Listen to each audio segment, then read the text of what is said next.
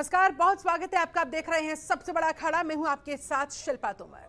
पिछले 3 महीनों में अफगानिस्तान में जो कुछ भी दुनिया ने देखा वो परेशान करने वाला रहा। तालिबानियों की निरंकुशता और तानाशाही का जो मंजर देखने को मिला उसने न सिर्फ अफगानियों को बल्कि दूसरे देशों को भी सोचने पर मजबूर कर दिया। पिछले 3 महीनों से काबुल की जनता बंदी के रूप में बनी हुई है। चारों तरफ हथियार बंद लड़ाके घूमते हुए विरोध के स्वर बुलंद करने वालों को सलाखों के पीछे या फिर गोलियों से भून दिया जाता है। तालिबान की इस निरंकुशता में पाकिस्तान का रोल ना हो, भला ऐसे कैसे हो सकता है? पाकिस्तान शुरू से ही तालिबान का समर्थक रहा है, ये जग जाहिर है। अमेरिका की सेना वापसी के बाद कैसे पाकिस्तान की मदद से तालिबानी मात्र 15 दिनों में ही अफगानिस्तान की सत्ता पर काबिज हो गए, ये किसी से छिपा नहीं। और तो और पाकिस्तान दुनिया के गिने चुने देशों में से एक है जिसने तालिबान के साथ राजनयिक संबंध बनाए, उसे मान्यता देने की यूएन में वकालत तक की। यानी तालिबान और पाकिस्तान कहे जा सकते हैं। अफगानिस्तान में सत्ता बदलाव के बाद घाटी के हालात पर भी असर साफ तौर पर देखा गया। जम्मू कश्मीर में आतंकी घटनाओं में पिछले 3 महीनों में बढ़ोतरी दर्ज हुई है। ऐसे में भारत भला कैसे मुंह मोड़ सकता है? क्योंकि भारत पहले ही अफगानिस्तान में हजारों करोड़ का निवेश करके बैठा हुआ है और ऊपर से कश्मीर में बढ़ती हुई आतंकवादी घटनाओं को लेकर एक्शन मोड में भारत जाता हुआ नजर आ रहा है।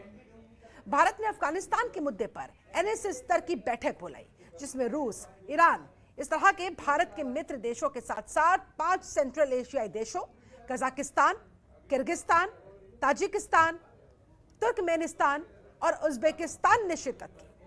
चाइना और पाकिस्तान को भी बैठक के लिए न्योता भेजा गया था, लेकिन दोनों ने ही आने से कन्नी काट ली। पाकिस्तान तो और भी तेज निकला। उसने भारत के सख्त रुख के बाद अफगानिस्तान को लेकर गुरुवार को बैठक बुलाने की बात कही। यानी पाकिस्तान इतना गिर गया है कि वो किसी भी हद तक जाने के लिए तैयार है और भारत भी अपनी आंतरिक सुरक्षा और अफगानिस्तान में पाकिस्तान के हस्तक्षेप को बर्दाश्त करने के मूड में कतई नजर नहीं आ रहा। और ये बैठक उसी दिशा में बढ़ता हुआ एक अहम और महत्वपूर्ण कदम है। और तो और खुद पीएम नरेंद्र मोदी ने सभी शामिल देशों के एनएसए से मुलाकात भी की। ऐसे में सवाल उठता है कि क्या भारत की बैठक से अफगानिस्तान के बदलेंगे हालात? आज की चर्चा, आज की बहस इसी मुद्दे पर।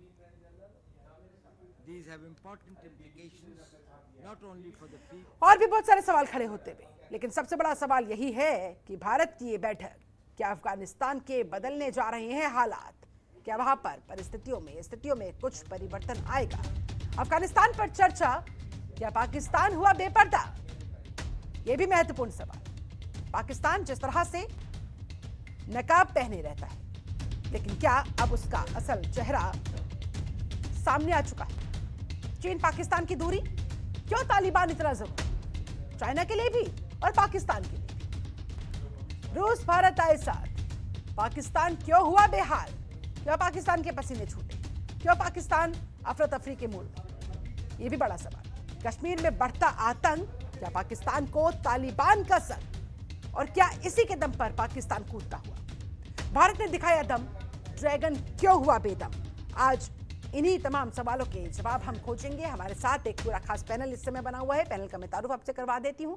हमारे साथ जेके त्रिपाठी जी जुड़े हुए हैं, पूर्व राजदूत है, बहुत स्वागत है सर आपका। हमारे साथ बीजेपी से प्रवक्ता रमाकांत मिश्र जुड़े हुए, बहुत स्वागत है आपका। कांग्रेस नेता अजय वर्मा हमारे साथ मौजूद है। अजय जी, बहुत स्वागत करती हूं आपका। रक्षा विशेषज्ञ रिटायर्ड मेजर जनरल अनुज माथुर जी हमारे साथ मौजूद है, बहुत स्वागत है आपका भी सर। और राजनीतिक विश्लेषक राहुल लाल जी भी हमारे साथ जुड़े हुए हैं, आपका भी बहुत स्वागत है। चर्चा की शुरुआत अनुज माथुर जी आपके साथ करना चाहूंगी।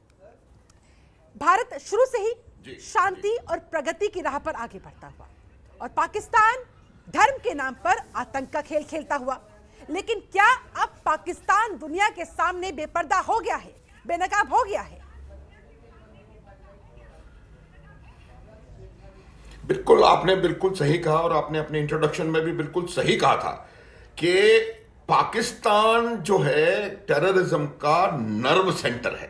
इसमें किसी को कोई संदेह नहीं होना चाहिए और मेरे ख्याल से अब पूरे विश्व को इस बात को समझ में आ गया है जी। सबसे पहले मैं इसको शुरू करना चाहूंगा कि एक शांत सिक्योर्ड अफगानिस्तान भारत के लिए और क्षेत्रीय सुरक्षा के लिए, रीजनल पीस के लिए बहुत जरूरी है। यह बात हमको समझनी चाहिए। अब अगर वो शांत वहां पर इस तरीके की हरकत नहीं होगी तो हमारा पूरा रीजन डिस्टर्ब होगा, भारत में इसका डायरेक्ट असर पड़ेगा। मैं आपको 5 चीजें बताता हूं जो डायरेक्टली कंसर्न हो रही हैं। अभी अभी अफगानिस्तान में क्या है कि टेरर जो है वो वहां से उसकी उसकी जगह से हो रहा है। आपने देखा जैसे एयरपोर्ट पे अटैक हुआ, उस मस्जिद में अटैक हुआ जहां पर 100 लोग मरे, तो लोग बाग वहां पर लगातार टेरर एक्टिविटीज से खत्म हो रहे हैं। हाँ। और अफगानिस्तान की जो करंट जो भी डिस्पेंसेशन है उनका यह मानना है कि वो इस चीज को आईएसआईएस पे और अलकायदा के ऊपर ब्लेम करके और they can get away with it. उन्होंने खुद इस बात को इसकी उनकी जिम्मेवारी है, अगर वो सरकार है तो उनकी जिम्मेवारी है कि उनकी जमीन को ना ट्रेनिंग, ना पनाह देने के लिए, ना टेररिस्ट एक्टिविटीज करने के लिए इस्तेमाल किया जाना चाहिए। ये एक बहुत स्ट्रॉन्ग मैसेज हमने भेजा है इस के थ्रू, जो जॉइंट स्टेटमेंट निकला है उसके थ्रू। दूसरा है ड्रग्स और नारकोटिक्स का जो माफिया है, जो अफगानिस्तान का करंट डिस्पेंसेशन है गवर्नेंस का, उसमें आप देखिएगा कितने लोग ऐसे हैं जो कि इसके साथ जुड़े हुए हैं। तो ये एक बहुत बड़ा कंसर्न है हमारे लिए, ये एक बहुत बड़ा कंसर्न है बाकी सेंट्रल एशियन रिपब्लिक कंट्रीज के लिए, और ये एक बहुत बड़ा कंसर्न है ईरान के लिए। तो उन लोगों ने इस बात पे भी एक बहुत स्ट्रॉन्ग मैसेज भेजा है, और वो मैसेज गया अफगानिस्तान के नाम से है, लेकिन मैसेज डायरेक्टेड टू पाकिस्तान, इसमें कोई शक नहीं होना चाहिए। तीसरी समस्या है माइग्रेशन की, क्योंकि वहां पर सर्कमस्टेंसेस खराब हो रहे हैं, वहां की आम जनता जैसे कि आपने कहा वो सफर कर रही है और उनको परेशानी हो रही है, तो मास स्केल माइग्रेशन एक्सपेक्टेड है, और उस माइग्रेशन से सीधा असर जो उनके नेबरिंग कंट्रीज हैं उनके ऊपर पड़ने वाला है। चौथी चीज है जो ह्यूमन राइट्स के वायलेशंस वहां चल रहे हैं, उसकी वजह से माइनॉरिटीज और विमेन, ये उन्होंने वायदा किया था दोहा में भी, और ये उन्होंने वायदा किया था, गारंटी दी थी कि हम ह्यूमन राइट्स के लिए जो माइनॉरिटीज हैं उनको, और दूसरा ह्यूमन राइट्स का कोई वायलेशन नहीं होने देंगे, उसके बिल्कुल खिलाफ कार्रवाई हो रही है। और लास्टली जो रेडिकलाइजेशन है उसका वो अब हमें क्या करना पड़ेगा, पहल हमने करनी चाहिए थी। ये तीसरी इस प्रकार की मीटिंग है। हाँ। लेकिन ये तीसरी मीटिंग इस सर्कमस्टेंसेस में हो रही है कि 180 डिग्री का टर्न हो गया है वहां पे पॉलिटिकल सिचुएशन का। पाकिस्तान ने तालिबान को वहां बैठाया है, पाकिस्तान का जो डीजीआईएस था वो वहां जाकर के 7 दिन रहा है, वो लेफ्टिनेंट जनरल फैज हमीद, तो उन्होंने इस सरकार को वहां बताया, और पाकिस्तान का जो इसमें इन्वॉल्वमेंट है वो जग जाहिर है। हाँ। पाकिस्तान की रिक्वायरमेंट क्या है कि पाकिस्तान की जो धरती टेरर एक्टिविटीज के लिए, पनाह के लिए इस्तेमाल हो रही थी, वो उसको शिफ्ट करना चाहता है अफगानिस्तान में, ताकि वो एफएटीएफ जब उस पे उसके ऊपर बातचीत करने के लिए कोशिश करेगा तो वो ये कह सके कि भैया ये तो वहां से हो रहा है। तो ये उनकी जरूरत है, उनको इसकी आवश्यकता है, लेकिन एफएटीएफ को समझ में आ गया है अभी भी Pakistan continues to be on grey list. तो ये हमें देखना पड़ेगा। और जो जॉइंट स्टेटमेंट है ये एक बहुत सॉलिड स्टेटमेंट गया है पाकिस्तान के खिलाफ, खास तौर पे कि अब रीजनल जो स्टेक होल्डर्स हैं, तमाम वो रीजनल स्टेक होल्डर्स पाकिस्तान की परिस्थितियों गतिविधियों को समझ गए हैं, और they are not going to take it line down, और इसीलिए ये स्ट्रॉन्ग मैसेज गया। हाँ जी, स्ट्रॉन्ग मैसेज गया। चलिए ठीक है, लौटूंगी सर आपके पास। जयके त्रिपाठी जी भी हमारे साथ मौजूद है। त्रिपाठी जी, अफगानिस्तान के हालातों पर यह चर्चा, ये दिल्ली डायलॉग कितना महत्वपूर्ण आप मानते हैं, और क्या देर हो गई है? पहले हो जाना चाहिए था, क्योंकि वहां हालात दिन प्रतिदिन बदतर होते जा रहे हैं। नहीं देखिए शिल्पा, ये बहुत महत्वपूर्ण है, लेकिन मैं आपसे इस बात से सहमत नहीं हूँ कि ये पहले हो जाना चाहिए था। जैसा कि जनरल मनोज माथुर ने बताया, ये तीसरा डायलॉग है। हाँ। पहला डायलॉग ये रीजनल सिक्योरिटी डायलॉग कहते हैं इसको, क्षेत्रीय सुरक्षा वार्ता, इसका पहला संस्करण जो हुआ था ईरान में 2018 में हुआ था, दूसरा 2019 में हुआ था। 2020 में हो नहीं पाया कोरोना की वजह से, अब 2021 में ये हो रहा है। हाँ। बदली परिस्थितियों में जब अफगानिस्तान में तालिबान की सरकार हो गया, तालिबान हाँ। का कब्जा है, तो अब ये अहम इसलिए हो जाता है। एक चीज आप इसमें डिफरेंस जान लीजिए कि इसके अलावा अभी अफगानिस्तान पर एशिया में 2 और तरह के डायलॉग चल रहे हैं। एक जो है 2017 में शुरू हुआ heart of Asia Istanbul process, और दूसरा मॉस्को फॉर्मेट। अब हार्ट ऑफ एशिया वाले में तो 15 देश हैं, और इसमें और मॉस्को प्रोसेस, दोनों मॉस्को प्रोसेस में 8 हैं। इन दोनों में यहाँ के विदेश मंत्री शिरकत करते हैं। लेकिन ये जो है सुरक्षा डायलॉग, रीजनल क्षेत्रीय सुरक्षा वार्ता, ये जो है ये यहाँ विदेश मंत्रालय या किसी कूटनीतिक का, राजनीतिक का कोई इसमें वो नहीं होता रिप्रेजेंटेशन। यहाँ प्रतिनिधित्व होता है सिर्फ सुरक्षा के लोगों का। और इसीलिए आपने देखा होगा कि इस डायलॉग में सारे देशों के, सम्मिलित देशों के सुरक्षा प्रमुख आए हुए, तो इस हिसाब से महत्वपूर्ण हो जाता है। अब ये मैं बताना चाहता हूँ आपसे कि इसमें क्या क्या बड़ा महत्वपूर्ण हुआ है हमारे दृष्टिकोण से। देखिए, इसमें जो इनका जो स्टेटमेंट आया है, फाइनल स्टेटमेंट, उसमें 12 मुद्दे दिखाए गए हैं, जिनमें से भारत के हिसाब से कुछ मुद्दे बहुत अच्छे हैं। जैसे अब ये है कि अफगानिस्तान की संप्रभुता, उसकी क्षेत्रीय अखंडता का सम्मान, और इसके इंटरनल मैटर्स में किसी का भी नॉन इंटरफेरेंस न होने दें। ठीक है, ये साफ साफ पाकिस्तान की ओर इंगित करता है, क्योंकि जैसा जनरल माथुर ने बताया है कि पाकिस्तान के ISI के फैज हमीद वहाँ सरकार बनाने गए थे। दूसरी चीज जो सबसे बड़ी इसमें कही गई है वो ये है कि fundamental rights of women and children, इनका रिस्पेक्ट करना। और तीसरी चीज जो जनरल माथुर ने भी कही कि अफगानिस्तान की जमीन का किसी भी आतंकवादी गतिविधि के लिए इस्तेमाल न होना, ये भी हमारे दृष्टिकोण से बहुत महत्वपूर्ण है। आखिरी जो देखिए बहुत अभी तात्कालिक रूप से महत्वपूर्ण है, तो ये कहा गया उसके नंबर 10 में कि ह्यूमन असिस्टेंस जो दिया जाए, जो मानवीय सहायता अफगानिस्तान को दी जाए, वो अनइम्पीडेड हो, मतलब निर्बाध हो, सीधी हो और निश्चित।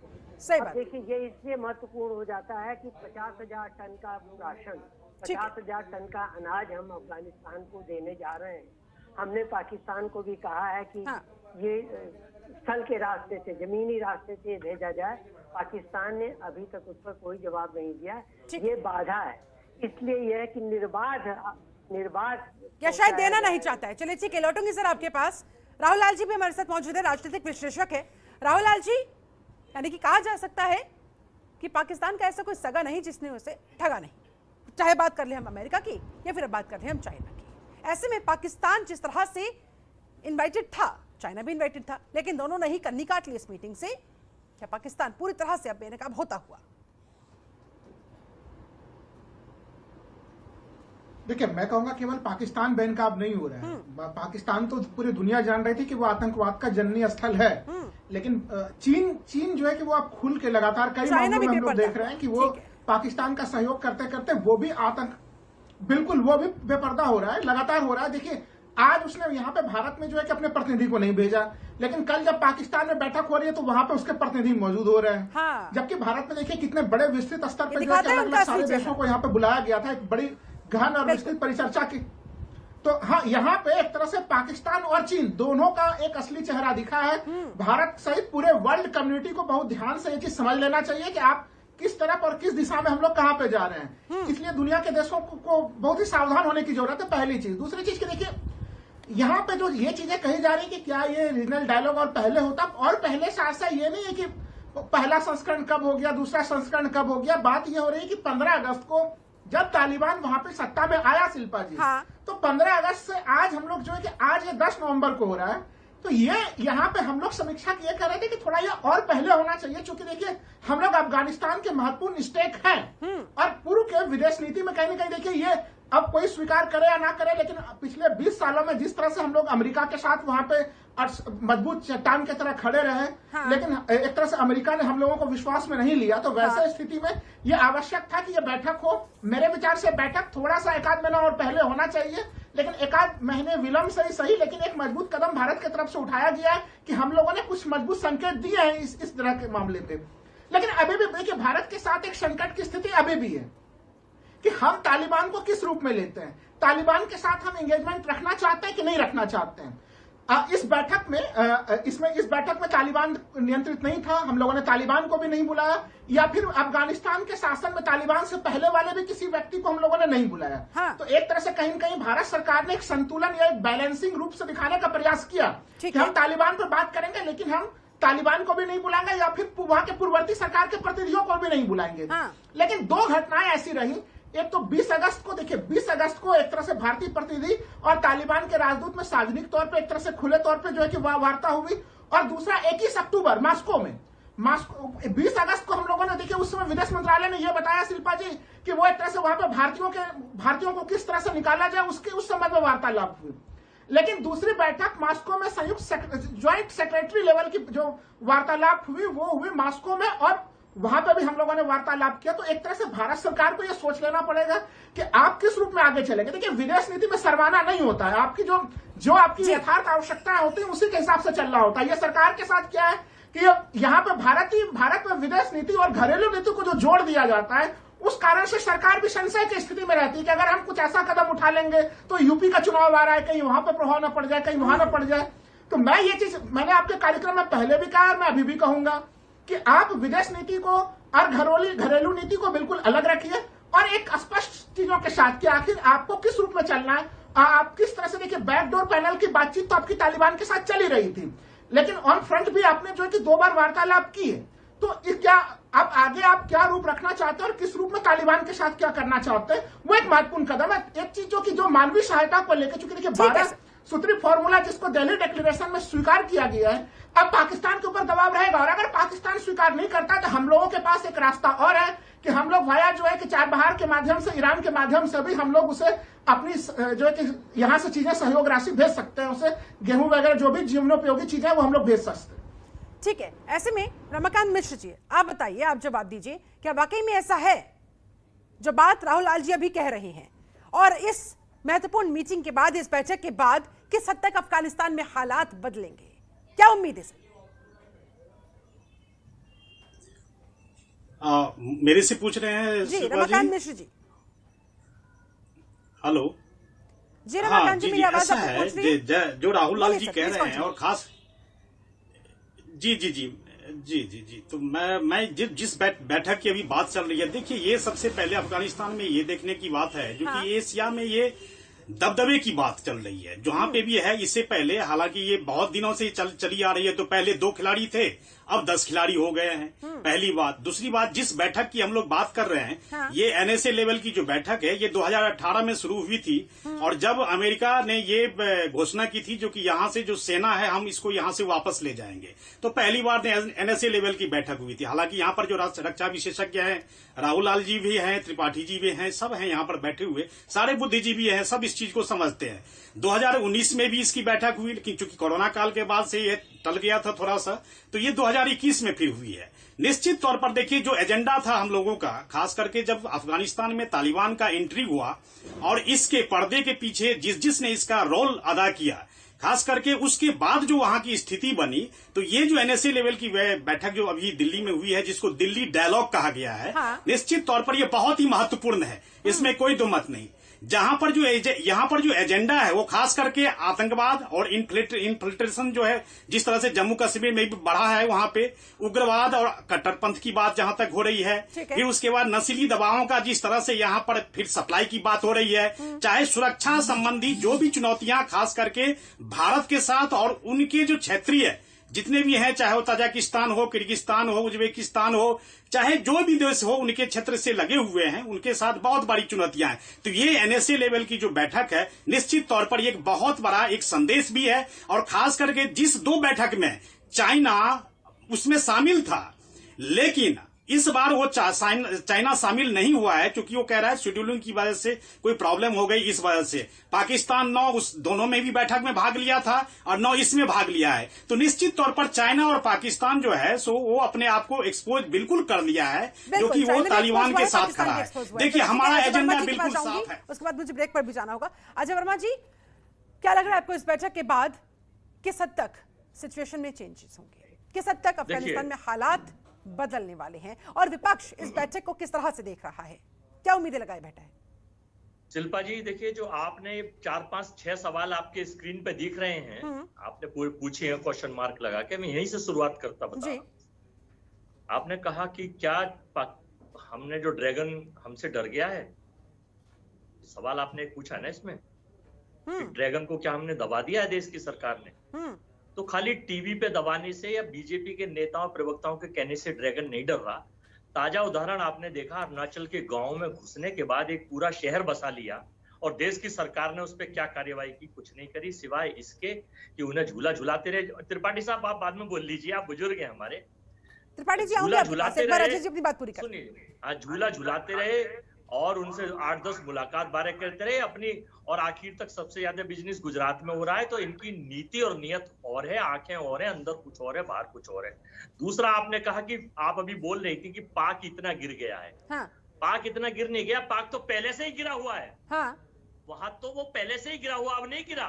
ठीक है। लेकिन जब प्रधानमंत्री हमारे संवैधानिक पद पे बैठे बिरयानी खाने जाएंगे और बधाई बिन बुलाए दे के दे आएंगे, तो भारत को इसकी चिंता का विषय। सर, वो बात आपकी जगह लोग ये ठीक, पूछते हैं। आपकी बात अपनी जगह ठीक है, तीसरा, आरोप प्रत्यारोप ठीक है, लेकिन जरा इस बैठक में फिर बोलिए, इस बैठक से जुड़ी हुई उम्मीदों पर भी तो बोलिए। शिल्पा जी सुन लीजिए, तीसरा आप कह रही हैं कि क्या अफगानिस्तान की इस बैठक के बाद रूस, भारत, पाकिस्तान क्यों बेहाल हुआ? पाकिस्तान कभी बेहाल नहीं था, चीन चालबाज था और वो बदमाश है। ये सुन लीजिए, कश्मीर में आपने कहा है कश्मीर में बढ़ता आतंकवाद, कश्मीर में बढ़ता आतंकवाद इसका नहीं है, सरकार की फेलियरिटी है। क्योंकि सरकार दिखाती कुछ और है, सरकार बताती कुछ और है।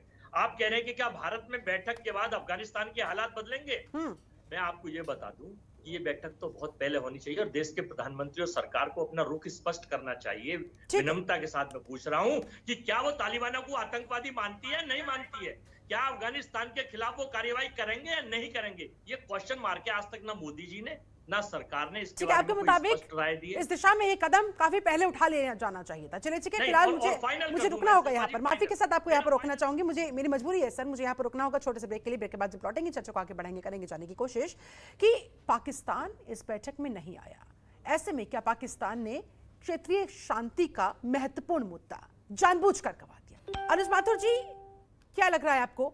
पाकिस्तान ने इस डायलॉग में शामिल ना होकर बहुत बड़ी गलती कर दी, खुद को बेनकाब तो किया ही, हालांकि चाइना ने भी किया, लेकिन एक जो क्षेत्रीय शांति का मौका था, कहीं ना कहीं एक संदेश दुनिया को पहुंचाया जा सकता था पाकिस्तान की तरफ से, जो है वो दावा करता है मुंह पर होने का, लेकिन असल में वो है नहीं। क्या वो मौका भी उसने गंवा दिया, खो दिया, जिसका खामियाजा उसको आने वाले समय में भुगतना पड़ सकता है? बिल्कुल बिल्कुल सही आपने बताया, बिल्कुल you hit the nail on the head. Pakistan के पास एक अच्छा मौका था, क्योंकि अभी तक जो पाकिस्तान की हरकतें थी अफगानिस्तान में, किस तरह से उन्होंने ये गवर्नमेंट अफगानिस्तान के ऊपर इंपोज करी है, किस प्रकार से उन्होंने अफगानिस्तान के इंटरनल मैटर्स में डायरेक्ट इंटरफेरेंस किया है, बिल्कुल पॉलिटिकली, मिलिटरीली, है ना। तो वो सब उसको ये मौका था कि एक रीजनल फोरम पे अगर वो मिलते आकर के, तो वो एक वो मैसेज जा सकता था कि हम आप समझ रहे हैं और इस रीजन में शांति बहुत जरूरी है। आवश्यकता ये नहीं है कि किस प्रकार से कौन क्या कर रहा है, शांति इस रीजन जरूरी। बिल्कुल। एक और इंपॉर्टेंट जो इशू आया है, एक और इंपॉर्टेंट इशू जो इसमें हाईलाइट हुआ है, वो ईरान ने भी कहा है, बाकी सब लोगों ने इसको अग्री किया है कि जब तक अफगानिस्तान में इंक्लूसिव गवर्नमेंट नहीं होगी तब तक वहां हालात सुधर नहीं सकते हैं। तो ये भी एक वायदा था कि इंक्लूसिव गवर्नमेंट वो बनवाएंगे, तो वो हुआ नहीं, क्योंकि ये बहुत बड़ा मैसेज गया है उनको कि भाई इसको आपको सबको देखना पड़ेगा। एथनिक माइनॉरिटीज, विमेन, जो people locals of Afghanistan. Actually क्या होता है कि जब भी इस प्रकार की कोई परिस्थिति होती है, तो जो लोग सफर करते हैं, they are the normal people जी, एग्जैक्टली। तो इसको हमें किसी राजनीतिक दृष्टिकोण से नहीं देखने की आवश्यकता है।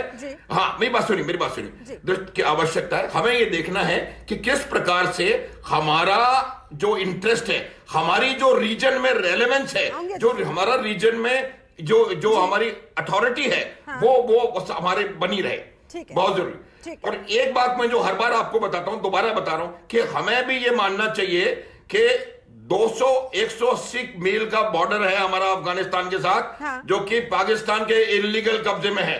तो हम लोग डायरेक्ट नेबर्स हैं अफगानिस्तान के, बिल्कुल। तो इसमें कोई किसी को संदेह ना हो, तो हमें ये बिल्कुल क्लियर है। और पाकिस्तान का जहां तक एक्सपोज होने का सवाल है, पाकिस्तान तो शुरू से एक्सपोज है। जैसे ही उनके लोग वहां जाकर के बैठे, उन्होंने वहां पर सरकार बनाई, 30 में से 17 लोग कन्विक्ट्स हैं जो कि इंटरनेशनल टेरर लिस्ट में शामिल हैं। उसके बाद उन्होंने फिजिकल इंटरवेंशन किया पंजशीर में, पंजशीर। तो अब ये तमाम चीजें देख करके जहां तक पाकिस्तान का एक्सपोज होने का सवाल है, वो एक्सपोज हैं और पूरी दुनिया को मालूम है। ठीक है, पूरी अभी एक और हमें बात सोचनी पड़ेगी। जो अफगानिस्तान के लोग हैं, उन लोगों ने भी दे हैव शोन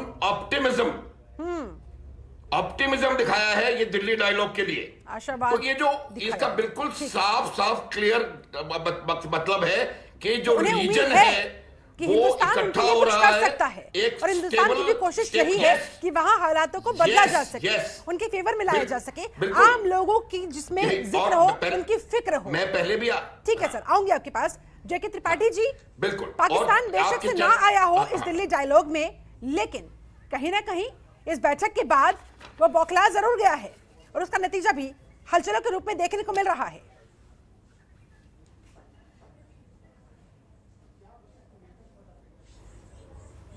सवाल या तो फ्रेम नहीं किए गए हैं ठीक से।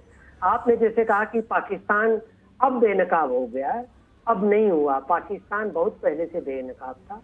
इस मामले में भी पाकिस्तान 2018 में ईरान में हुई पहली क्षेत्रीय सुरक्षा वार्ता में नहीं आया था, न दूसरी में आया। जानती है क्यों? पाकिस्तान ने साफ साफ मेजबान ईरान को कह दिया था कि यदि भारत को बुलाया जाएगा तो हम नहीं आएंगे, और ईरान ने झुकने से मना कर दिया था। इसलिए ये तो जाना हुआ सत्य था, मानी हुई बात थी कि पाकिस्तान नहीं आएगा।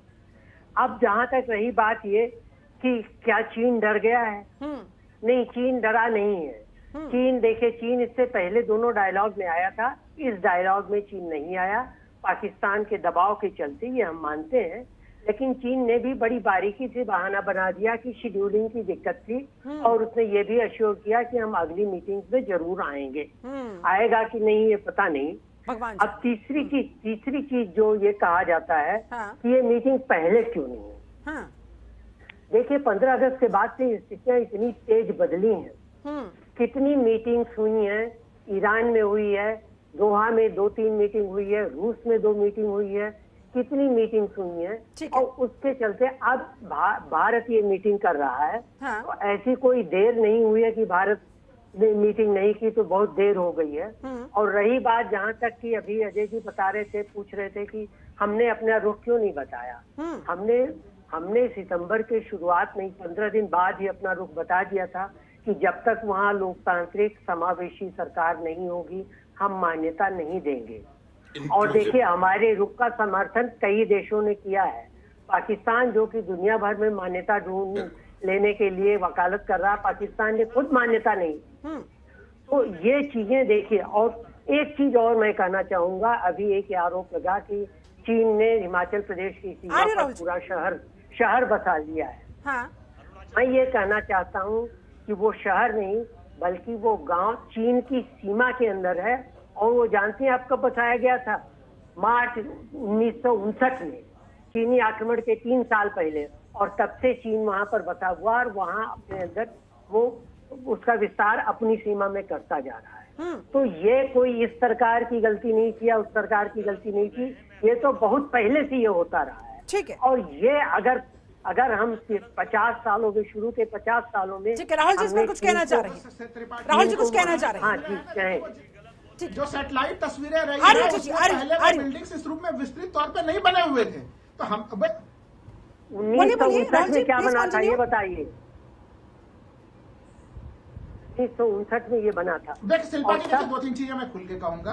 तब ये सरकार नहीं बनी। 1959 में नहीं बना था। जो सैटेलाइट इमेजेस हैं, देखिए आप पूर्व राजदूत हैं, आपको बीजेपी और कांग्रेस की राजनीति में नहीं पढ़ना चाहिए त्रिपाठी जी। राहुल जी, मैं राजनीति में नहीं पढ़ रहा हूँ। क्या हुआ नहीं हुआ आपके भाई सैटेलाइट, मैं ये नहीं कह रहा हूँ। देखिए सैटेलाइट इमेजेस जो आ रही है ना, उसमें मेरे ख्याल लेफ्टिनेंट जनरल अनुज माथुर से अरुणाचल प्रदेश का जो मामला है वो सैटेलाइट में अभी निकल के आया। लेकिन हम लोग मूल मुद्दे पे आ रहे हैं। देखिए, जब चीन के ऊपर चर्चा करेंगे तो विस्तार से इसके ऊपर भी चर्चा करेंगे। अभी मैं जरा आ रहा हूँ फिर से, जो आज जो ये बैठक हुई है उस मामले पे आ रहा हूँ। देखिए, इस बैठक के अंतर्गत जो चीजें बार बार हम लोग कह रहे हैं, देखिए पाकिस्तान के मामले को लेकर मैं त्रिपाठी जी की इस बात से सहमत हूं कि 2018 का बैठक हो या 2019 का बैठक हो, पाकिस्तान वहां पे भाग इसलिए नहीं ले रहा था वो कि भाई भारत आएगा तो हम नहीं आएंगे। वो लगातार दबाव बना रहा था ईरान के ऊपर कि अगर ईरान जो है वो भारत को बुलाए ही नहीं, भारत को उसमें आमंत्रित ही ना करे। लेकिन शिल्पा जी देखिए, ईरान के साथ हमारे इतने घनिष्ठता के रिश्ते थे कि ईरान ने जो है उसके बावजूद भी पाकिस्तान को दरकिनार करके बुलाया। तो दो तीन चीजें देखिए स्पष्ट है कि अगर अफगानिस्तान को लेकर हम लोग कोई भी चीज करते हैं तो ईरान उस सेक्टर में पाकिस्तान के बगल में और ईरान अफगानिस्तान के बीच में भी एक हम लोग का एक बहुत मित्र देश है। लेकिन हम लोगों को विदेश नीति में ध्यान देना पड़ेगा कि वो मित्र देश धीरे धीरे चीन की तरफ ना चला जाए, क्योंकि चीन ने 25 वर्षों में काफी ज्यादा निवेश का प्लान बनाया है। और 2019 के बाद से हम लोगों ने जो है कि अमेरिकी दबाव में वहां से तेल का आयात करना बंद कर दिया। मैंने आपके कार्यक्रम में पहले भी कई बार कहा है और मैं आज भी फिर से कहूंगा कि देखिए, भारत सरकार को चाहिए कि हम लोग केवल संयुक्त राष्ट्र के प्रतिबंधों को माने, अमेरिका के प्रतिबंधों को मानने की हमारी कोई मजबूरी नहीं होनी चाहिए। क्योंकि ऐसा भी देखिए घरेलू परिस्थितियों के हिसाब से, लेकिन इस बीच एक बात समझ नहीं आती राहुल जी, जिस बात का जिक्र अनुज माथुर जी ने भी किया, इस बात का जिक्र जेके त्रिपाठी जी ने भी किया कि पाकिस्तान तो शुरुआत से ही बेनकाब रहा है, ये कोई नई बात नहीं है, लेकिन फिर भी अमेरिका को फांसे रहा और अब चाइना को फंसा रहा है। ये कैसे? देखिए, ये उसकी अगर एक तरह से देखिए, ये उसकी अपनी रणनीतिक सफलता कह सकते हैं उसको, लेकिन ये सफलता भी उसकी लंबी नहीं है। मैं जिसके तरफ ध्यानाकर्षण कराना चाहूंगा आज के मामले में कि कल पाकिस्तान में जो बैठक हो रही है वो तो हो ही रही है। देखिए, पाकिस्तान के कितने खतरनाक इरादे और वहां पे चीन किस तरह से क्या करना चाह रहा है। तहरीके तालिबान जिसने कि वहां पे सैनिक स्कूल पे हमला करके वहां पे जो कि बच्चों को मारा था, भारी संख्या में 200 से ज्यादा बच्चे मारे गए थे उसके आतंकवादी हमले में। अब उसके साथ समझौता करने की तरफ कदम उठा रहा है। और हम लोग जानते हैं कि तहरीके तालिबान एक तरह से कौन सा संगठन है, क्या हो रहा है, तो वो तमाम तरह से उन सब चीजों को लेकर कहीं न कहीं आतंकवाद के साथ पाकिस्तान अपना रिश्ता और घनिष्ठ करता जा रहा है। सभी पैनलिस्टों के इस बात से और खतरे के बादल हिंदुस्तान पर भी फिर मंडराएंगे आज के जाहिर तौर पर। शिल्पा जी, इस पर मैं जल्दी से रिएक्शन लेना चाहूंगी रमाकांत मिश्र। आप देखिए ना कि जिस प्रकार से वो देखिए, ठीक है सर, आऊंगी आपके पास। रमाकांत जी,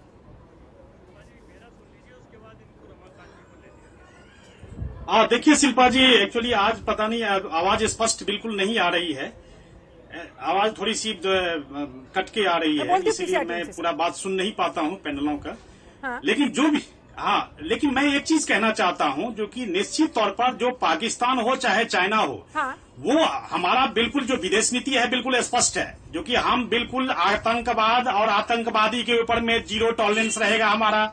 हम मानवता के लिए खड़े हैं, ये तो स्पष्ट है। कोई हमसे पूछते हैं जो कि हमारी जो है सो मतलब तालिबान को आतंकवाद हम या आतंकवादी देश क्यों नहीं घोषित करते हैं। तो इस तरह की जो बातें चल रही है, मैं कह रहा हूं 195 कंट्री है, कुछ कंट्री को छोड़ करके किसी ने अपनी स्पष्ट नीति नहीं तालिबान को मान्यता नहीं दी है। तो हम क्यों अपनी जल्दी करिए, हम अपनी स्पष्ट विदेश नीति के तहत जीरो टॉलरेंस जो हमारा आतंकवाद और आतंकवादी के ऊपर में है बिल्कुल स्पष्ट है। चाहे चाइना हो चाहे पाकिस्तान हो, हम उसके आंख में आंख डाल करके बात करने वाले हम वो देश हैं। तालिबान को लेकर एंगेजमेंट की पॉलिसी क्या होगी? आवाज नहीं आ रही है। तालिबान को लेकर इंडियन गवर्नमेंट की पॉलिसी क्या होगी, क्या रणनीति रहने वाली है? रमाकांत जी, मेरी आवाज अब तक पहुंच रही है? ये क्लियर जी। शिल्पा जी, क्या साउंड एरर है, इस वजह से आवाज पहुंच नहीं पा रही, उन्हें कुछ समझ में आ नहीं पा रहा है। जब तक मैं उसको दुरुस्त करवाती हूँ, अजय वर्मा जी आपके पास आते हुए वो तो कह रहे हैं कि भैया हमें स्टैंड लेने की कोई जल्दबाजी है ही नहीं कि हम मान्यता देंगे नहीं देंगे।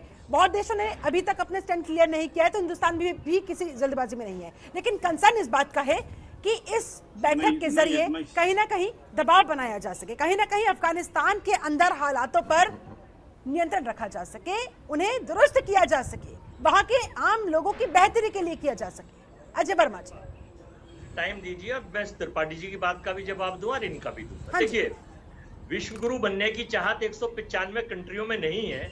विश्व गुरु भारत के ज्ञानवान डिग्रीधारी प्रधानमंत्री जी बनना चाहते हैं और पूरे संसार के दौरे पे रहते हैं। और वो ये पूरे भारत के हर मीटिंग में, हर चुनाव में कहते हैं विश्व गुरु विश्व गुरु विश्व गुरु। तो जो विश्व गुरु बनना चाहता है उसे अग्रणी चीजें करनी पड़ेंगी। हमने तो ये पूछा है, मान्यता देने की तो बात ही नहीं करी हमने। हमने तो ये पूछा है क्या आतंकवादियों क्या अफगानिस्तान को भारत आतंकवादी कंट्री मानता है या नहीं, नंबर 1, और क्या तालिबान को भारत आतंकवादी मानता है या नहीं मानता, इस पे अपनी नीति स्पष्ट करें।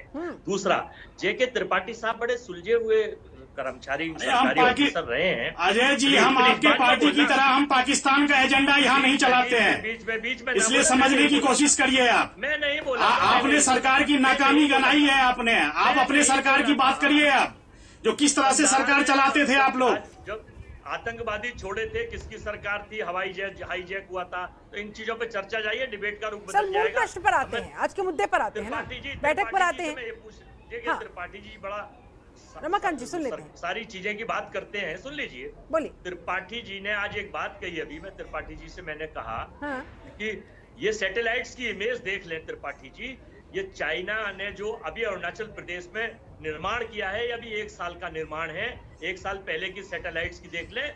1969 की तरह बीजेपी के प्रवक्ताओं की तरह बात ना करें, इसके लिए तो इनका झूठ का IT सेल बहुत है, जो झूठ दिखाता है, झूठ खाता है, झूठ बोलता है।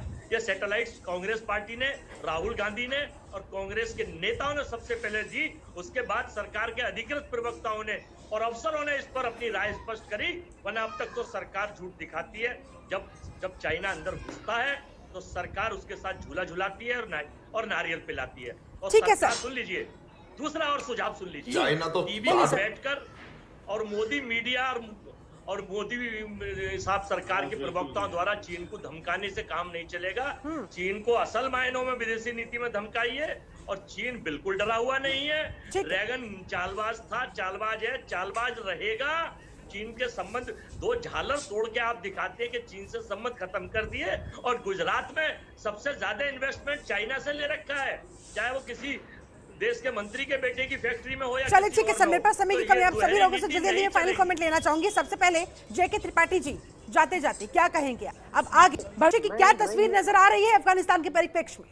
देखिए, हमें ये नहीं समझना चाहिए कि बस सिर्फ एक मीटिंग कर दी हमने और कल अफगानिस्तान में स्थितियां हमारे पक्ष में हर हालत में हो जाएंगी। ये संभव इन सब बातों में टाइम लगता है, और 15 अगस्त के बाद से कितनी मीटिंग कितने देशों ने कितने फॉर्मेट्स में की है। लेकिन स्थिति अभी वैसी बनी हुई यहाँ ये है कि इन मीटिंग से अफगानिस्तान में तालिबान के ऊपर दबाव बढ़ रहा है और बढ़ता जाएगा, और एक बार वो दबाव बढ़ेगा, जब एक सीमा तक आ जाएगा तो तालिबान को माननी पड़ेगी विश्व की बात, क्योंकि वहाँ कंगाली है। 75% लोग जो हैं गरीबी रेखा के नीचे हैं, क्योंकि एक अनुमान के हिसाब से 99% हो जाएंगे इस साल के आखिर तक।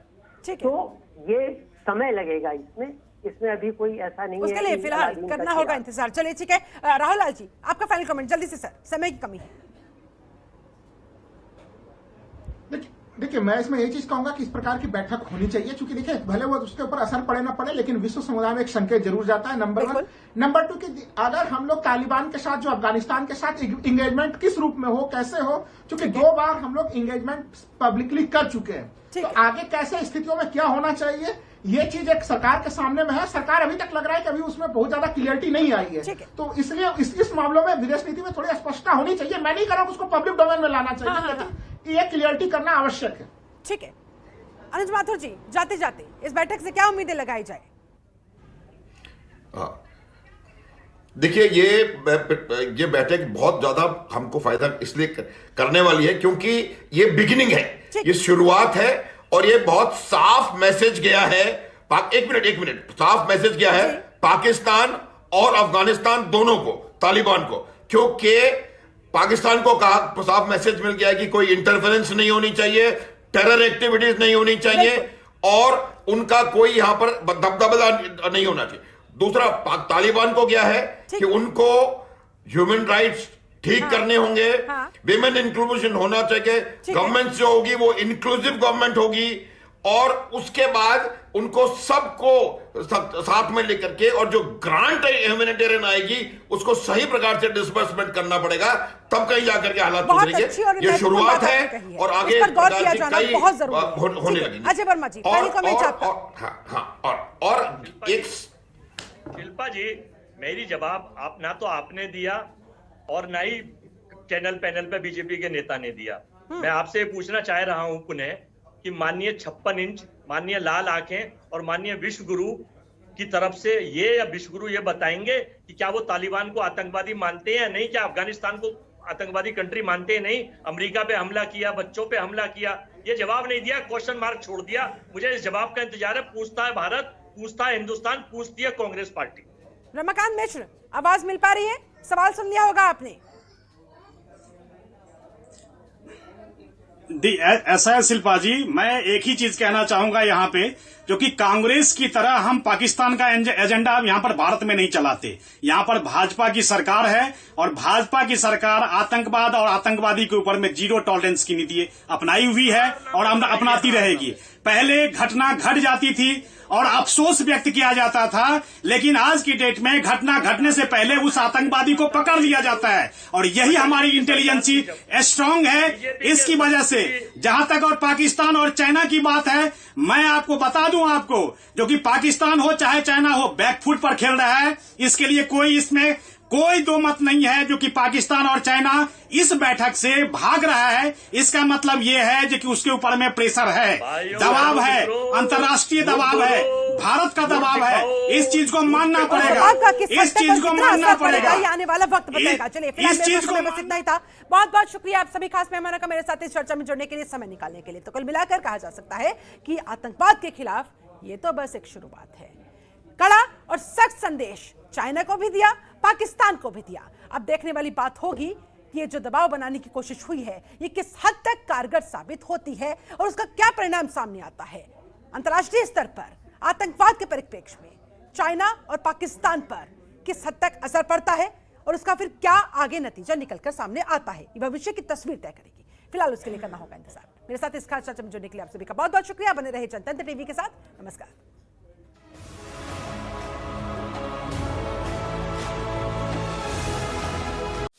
खबरों के निष्पक्ष विश्लेषण के लिए सब्सक्राइब करें Jantantra TV and press the bell icon. Never miss any update.